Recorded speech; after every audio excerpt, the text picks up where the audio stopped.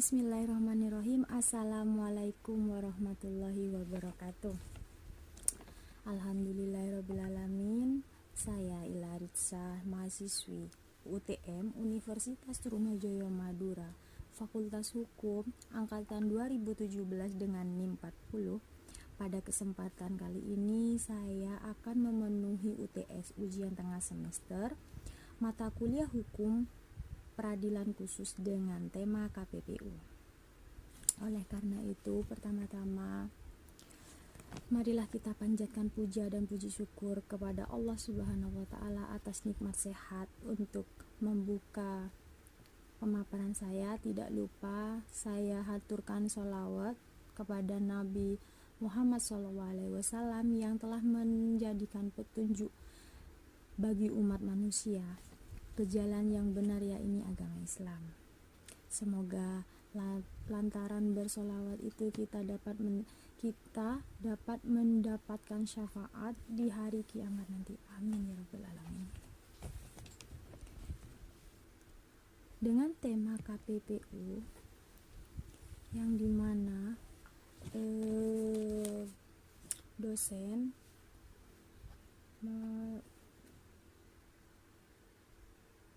dosen mata kuliah hukum peradilan khusus, ya ini saya ucapkan salam kepada dosen atas nama Ibu Sumria SHMH. Pada kesempatan ini Ila akan memaparkan yang pertama KPPU, yakni Komisi Pengawasan Persaingan Usaha, yang dimana KPPU diatur pada Undang-Undang Nomor 5 1999 tentang larangan praktek monopoli dan persaingan usaha tidak sehat, serta berlakunya sejak tanggal 5 Maret 2000 tahun 2000 beserta pasal 53 dan 1 PP yang diatur pula KPPU, Komisi Pengawasan Persaingan Usaha.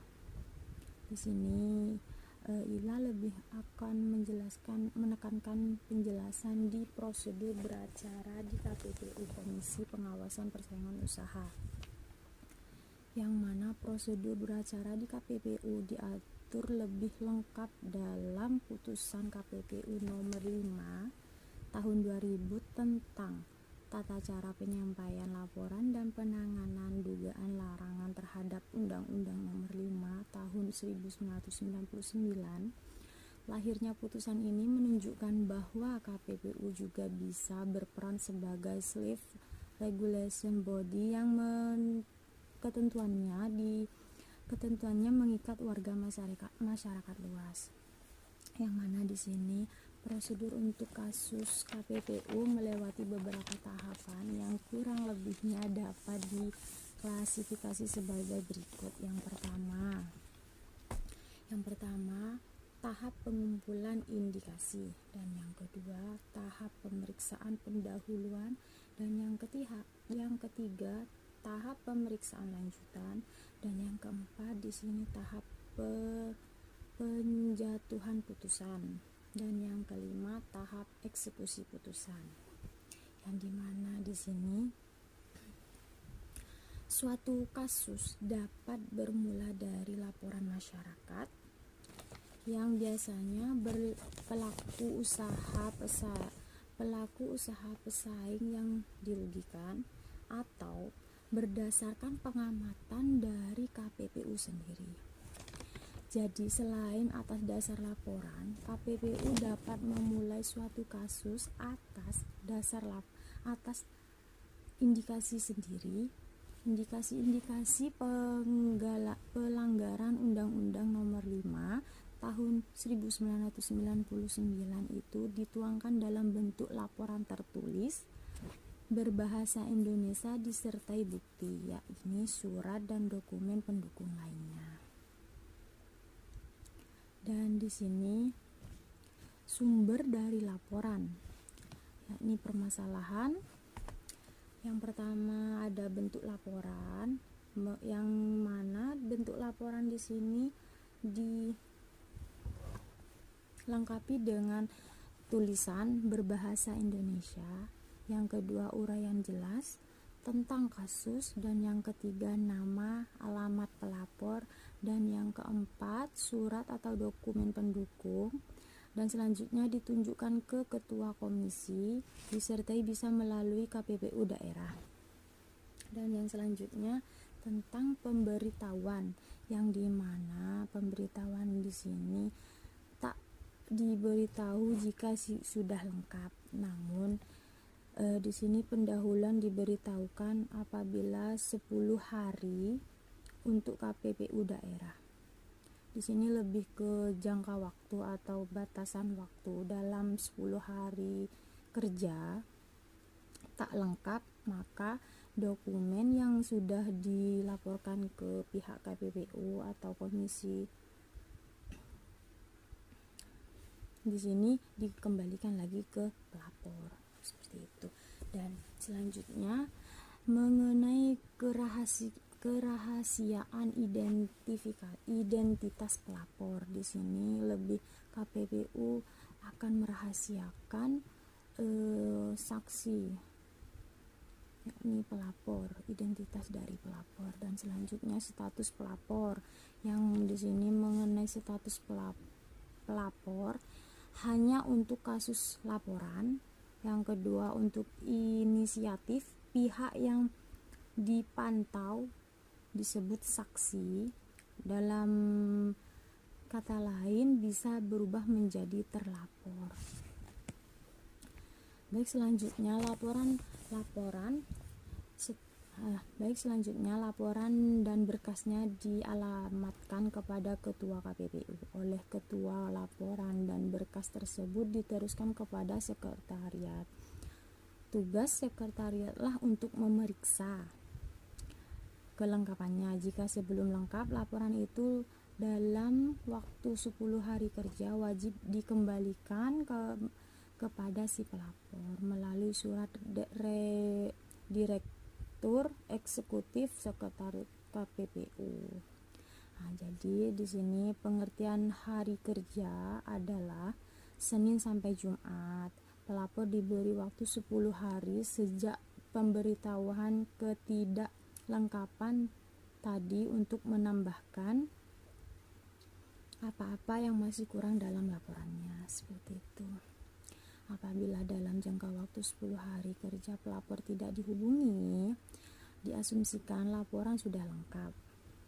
Dalam hal demikian, sekretariat lalu membuat nota dinas kepada ketua komisi, dan berdasarkan nota itu, ketua lalu membuat penetapan agar dimulai pemeriksaan pendahuluan, yang dimana di sini dilengkapi dengan tanggal dimulainya pemeriksaan.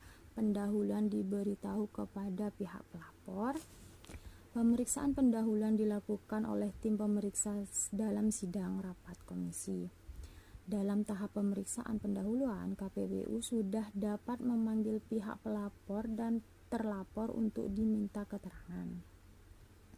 Output dari pemeriksaan pendahuluan ini ada dua kemungkinan. Yang pertama, yakni dinyatakan ada bukti permulaan yang cukup sehingga bisa diteruskan ke pemeriksaan lanjutan.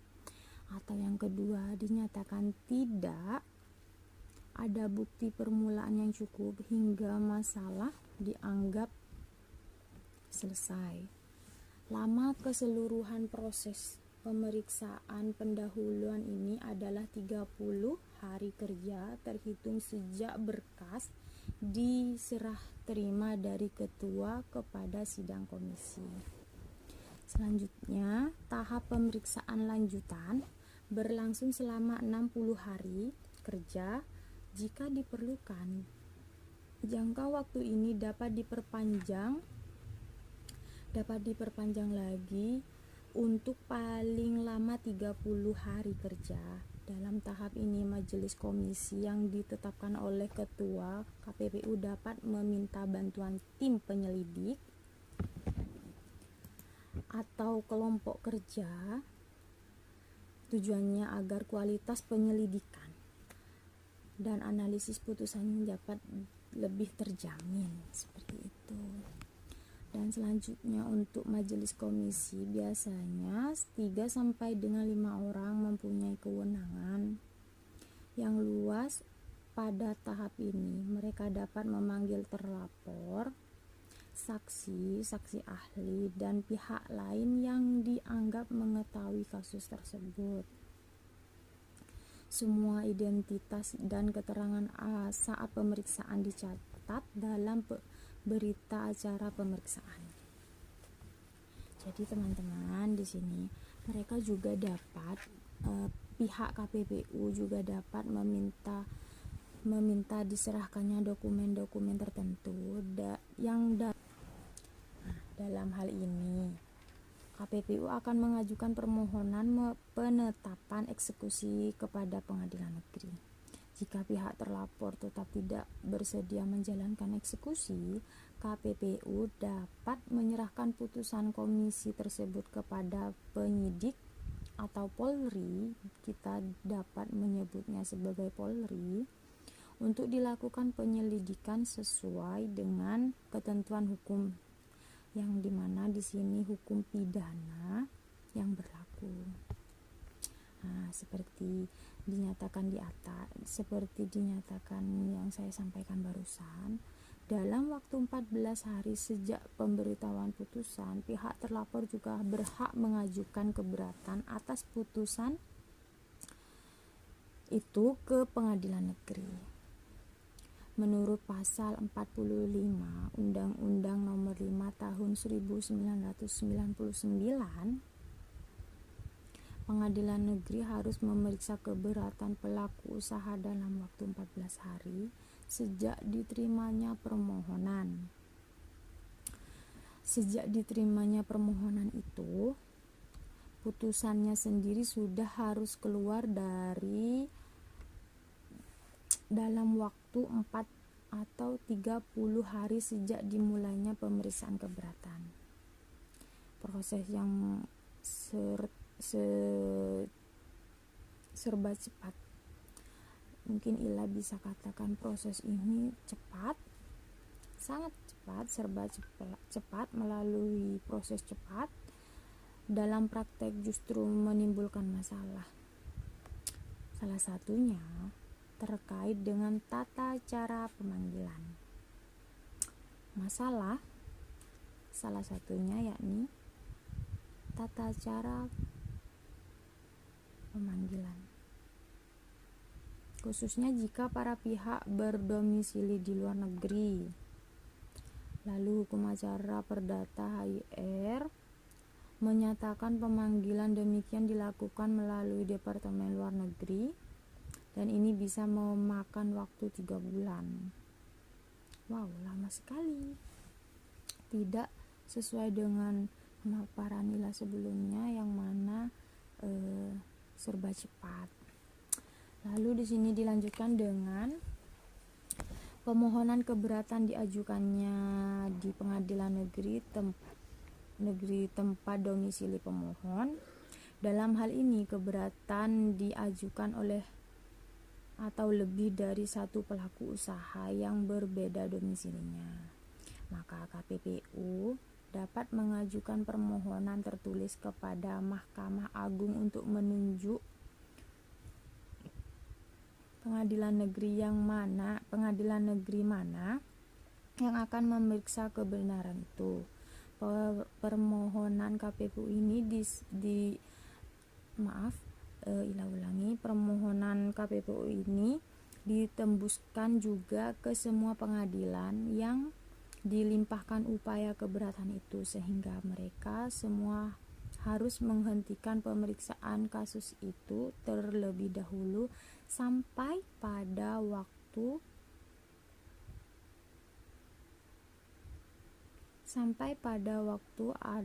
atau penunjukan Mahkamah Agung. Ada waktu 14 hari bagi Mahkamah Agung untuk menentukan salah satu pengadilan negeri mana yang bertugas memeriksa kasus ini. Untuk pengadilan negeri yang tidak ditunjuk dalam waktu 7 hari wajib menyerahkan berkas-berkas perkaranya ke pengadilan negeri yang ditunjuk, termasuk juga sisa biaya perkara yang sudah dibayarkan. Pengadilan negeri yang ditunjuk selanjutnya mulai bekerja memeriksa atau memulai pemeriksaan permohonan keberatan ini dalam waktu 30 hari sejak menerima tembus berkas. Maka pengadilan negeri yang mengambil alih kasus itu tentu meminta dokumen-dokumen yang selama ini berada di tangan KPPU atau diserahkan pada hari persidangan pertama oleh pihak KPPU kepada pengadilan yang telah ditunjuk sebelumnya. Baiklah, lanjutkan. Yang timbul permasalahan soal identitas pihak terlapor mengingat peraturan mengamanatkan agar KPPU menjamin kerahasiaannya, yakni kerahasiaan dari terlapor. Sampai saat ini KPPU bersikeras dengan pendapat bahwa berkas yang harus disampaikan tidak boleh termasuk identitas pelapor. Sebab dalam hal ini para pihak yang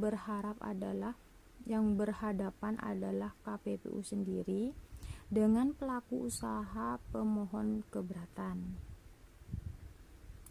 Pengadilan negeri memeriksa permohonan ini tanpa menawarkan mediasi. Apa yang menjadi objek pemeriksaan pengadilan negeri adalah terbatas pada putusan KPPU dan berkas perkara. Ada 2 yang menjadi objek pemeriksaan pengadilan negeri. Yang pertama ialah pada putusan KPPU dan yang kedua yakni berkas perkara.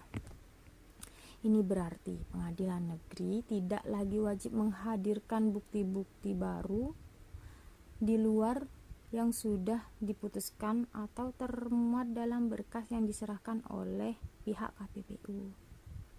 Selanjutnya, pembatasan ini perlu agar tenggang waktu yang diberikan oleh undang-undang dapat dicapai. Namun jika dianggap perlu, majelis hakim di pengadilan negeri dapat mengeluarkan putusan serta meminta KPPU melakukan pemeriksaan tambahan. Dalam hal ini dikembalikan untuk diadakan pemeriksaan tambahan, maka sisa waktu pemeriksaan keberatan di pengadilan negeri ditangguhkan. Pengadilan negeri wajib meneruskan sidang paling lambat 7 hari setelah KPPU menyerahkan berkas pemeriksaan tambahan. Sisa waktu akibat penangguhan itu tetap akan diperhitungkan oleh pengadilan negeri agar tenggang waktu 30 hari kerja mereka tetap terpenuhi. Setelah pengadilan negeri menjatuhkan putusannya, masih tersedia satu lagi upaya hukum bagi pihak-pihak yang keberatan atau tidak terima, yaitu pengajuan kasasi ke Mahkamah Agung. Pengertian pihak yang keberatan ini bisa KPPU atau pelaku usaha. Upaya kasasi upaya kasasi bisa diberikan dalam waktu 14 hari sejak para pihak menerima putusan, dan Mahkamah Agung diberi waktu 30 hari untuk memberikan putusan sejak permohonan kasasi diterima. Tata cara pengajuan memori kasasi tunduk pada ketentuan yang berlaku seperti kasus-kasus pada umumnya. Permohonan penetapan eksekusi atau putusan yang telah diberikan melalui prosedur keberatan diajukan oleh KPPU ke pengadilan negeri yang memutus perkara keberatan itu. Namun untuk perkara yang tidak diperiksa melalui prosedur itu diajukan penetapan eksekusinya ke pengadilan negeri yang tempat domisilinya pelaku usaha. Nah, seperti itu teman-teman, lebih ke prosedur beracara di KPPU, yaitu Komisi Pengawas Persaingan Usaha, yang mana menyangkut 5 tahap yang sebelumnya Ila jelaskan, yaitu pertama tahap pengumpulan indikasi, dan yang kedua tahap pemeriksaan pendahuluan, dan yang ketiga tahap pemeriksaan lanjutan, dan yang keempat tahap pengajukan penjatuhan putusan, dan yang kelima tahap eksekusi putusan. Nah, di sini Ila ucapkan terima kasih untuk partisipasinya teman-teman, dan Ila ucapkan maaf beribu-ribu maaf apabila ada tutur kata yang salah yang terucap dari Ila, serta Ila undur diri dan Ila ucapkan terima kasih. Wassalamualaikum warahmatullahi wabarakatuh.